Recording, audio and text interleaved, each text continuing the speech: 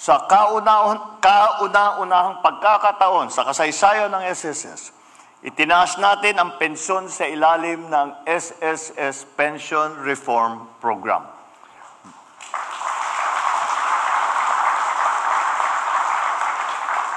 Kailangan natin gawin ito bilang pasasalamat sa ating mga kababayan na buong buhay na naglilingkod, nagtatrabaho para sa ating bansa.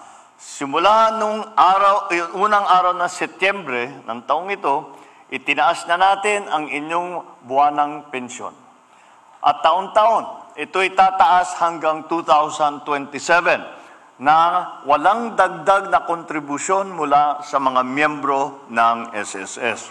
Tama rito ang 10% pagtaas para sa mga retirement at disability pensioners at 5% pagtaas para sa survivorship pension. Tataas din ang pensyon para sa mga dependent. Sa kabuuan, mahigit 3,800,000 pensioner ang makikinabang dito sa programang ito.